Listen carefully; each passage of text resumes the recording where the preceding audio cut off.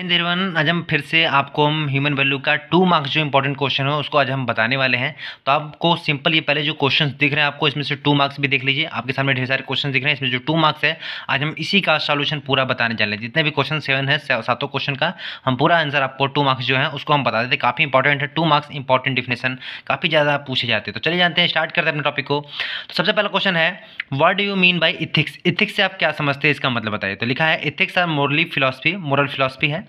What is morally good and bad और what is right और wrong. मतलब ethics का मतलब एक तरह से नैतिकता, आप समझते हो, नैतिक शिक्षा बचपन से ही पढ़ते आ रहे हो। तो बोला है एथिक्स आर मोरल फिलॉसफी। क्या है? मोरल फिलॉसफी है। व्हाट इज मोरली गुड, क्या सही हो रहा है क्या गलत है।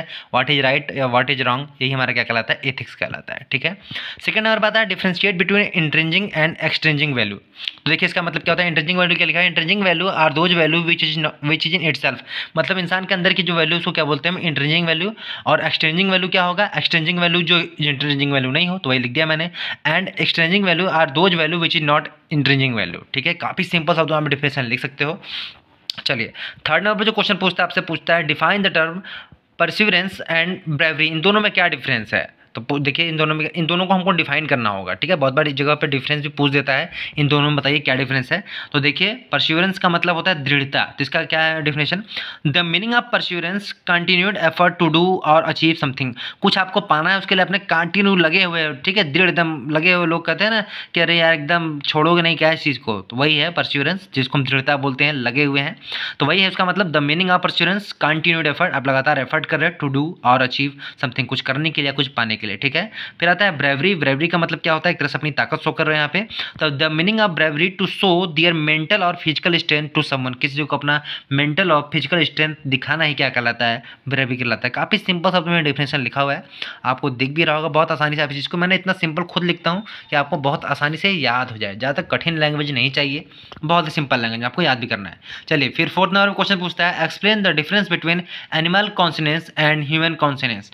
तो देखिए एनिमल कॉन्शियसनेस क्या होता है, animal consciousness is the quality of animal. ये क्या एनिमल की क्वालिटी होती है, टू एलिबरेट एनीथिंग, किसी भी चीज़ को एलिबरेट करने के लिए। एलिबरेट का मतलब एक तरह से पूरी तरह से विस्तार से बताने के लिए। ठीक है। They are less advance to human being. ये भैया जाहिर सी बात है, जानवर इंसान से कम एडवांस होते हैं, पता ही है आपको। तो वही लिखा है मैंने, they are less advance to human being. तो ह्यूमन कॉन्शियसनेस क्या होगा, बस इसी का उल्टा कर दो। तो human consciousness the quality of the human being to elaborate anything, किसी भी चीज़ को इंसान कर सकता है। ठीक है, elaborate. They are must advance as compare to animal. ये एनिमल से मस्ट एडवांस होते हैं, भैया जानते हो बहुत ज़्यादा आज दिखावा का दौर चल रहा है ह्यूमंस का।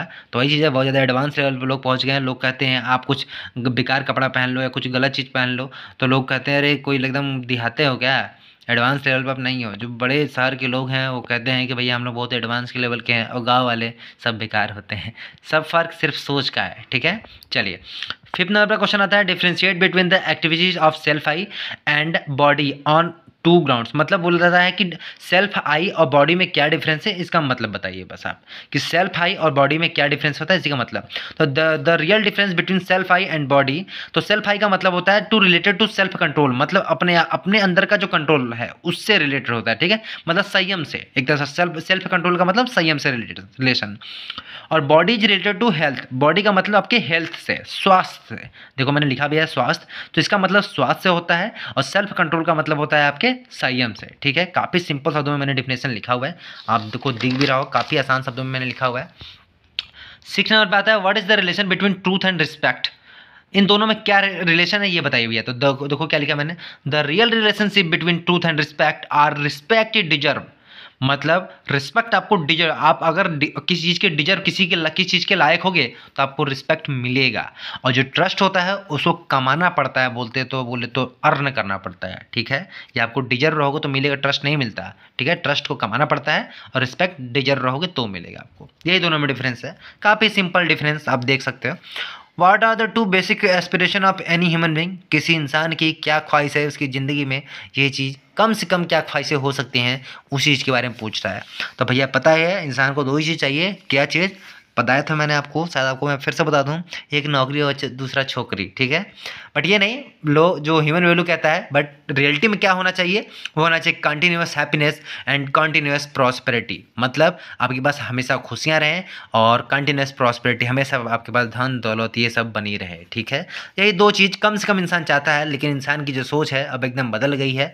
लोगों को क्या है, लोग अपनी खुशियाँ दूसरों में ढूंढते हैं, जबकि इंसान को जो खुशियाँ होनी चाहिए खुद में खोजनी चाहिए। ठीक है, लोग दूसरों पे डिपेंड हो जाते हैं, दूसरों पे डिपेंड होके अपनी जो रियलिटी है आप उसको भूल जाते हो, भूल कर अपनी जो खुशियाँ हो दूसरों में खोज रहे हो। आपको लगता है मोबाइल में खुशियाँ हैं, अगर मोबाइल आपके पास से 1 मिनट के लिए भी हटा दिया जाए, 2 मिनट के लिए भी मतलब बोला जाए तो अगर मोबाइल से आपको दूर कर दिया जाए तो आपको लगता है कुछ चीज़ मिसिंग है अपनी लाइफ में।